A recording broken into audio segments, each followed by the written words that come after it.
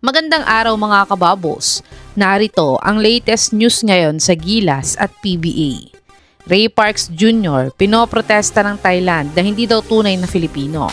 Magnolia Hotshots binibenta na at Coach L.A. Tenorio nakahanap na ng ipapalit kay Paul Lee at Jerome Lastimosa sa PBA playoffs.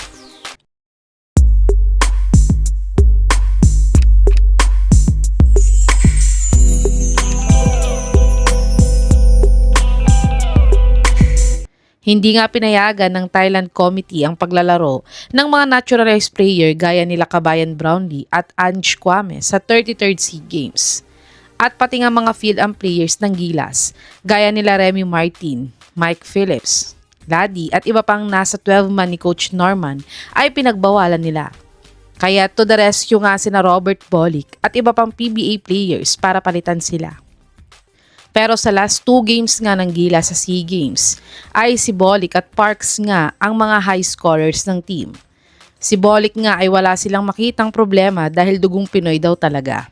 Pero kay Parks nga ay kini-question nila kung tunay nga daw ba siyang Pinoy at pinoprotesta ngayon ng mga Thailand fans na huwag paglaruin si Parks dahil peking Pinoy nga daw siya. Bukas nga ang laro ng Gilas kontra sa mananalo sa Vietnam-Indonesia game. Makikita natin kung papayagan ng protesta ng mga Thailand fans kay Parks o tuloy pa din siya maglaro para sa Gilas. Kayo mga kababos, ano ang reaksyon nyo sa pagprotesta ng mga Thailand fans na hindi tunay na Filipino si Bobby Ray Parks Jr.? I-comment nyo na po yan sa baba. Dumako naman tayo sa balitang binibenta nga daw ang Magnolia Hotshots ngayon. Ayon nga sa legit source na si Sir Snow Badua ay nag-post siya ng for sale na nga daw ang Magnolia Hotshots ngayon. Ito ay dahil mag-e-expired na ang kontrata nila sa PBA sa 2028. Last 2018 pa nga sila nag-champion sa PBA pero sayang nga at may Grand Slam champion pa naman ang team na ito. Wala pa namang ibang dinetalye kung anong dahilan at ibinibenta na ang Magnolia, kaya tumutok lang sa aming channel para ma-update namin kayo sa balitang ito. Pero sa iba pang balita ng Magnolia ay nakahanap na nga daw sila ng ipapalit kay Paul Lee at Jerome Lastimosa para sa PBA playoffs. Naglaro nga last Monday ang Rain or Shine at Magnolia sa Bahrain.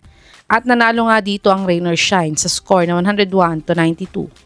Pero ang highlights ng larong ito ay na-injured nga ng sabay ang dalawang key players ng Magnolia na sina Lee at Lastimosa.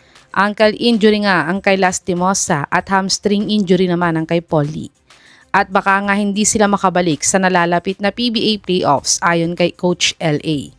Kaya't ayon nga sa source na to, ay kinokontak na nga daw ng Magnolia itong si Terence Romeo kung gusto nga daw niyang pumirma ng short-term deal gaya ni Vic Manuel sa Converge.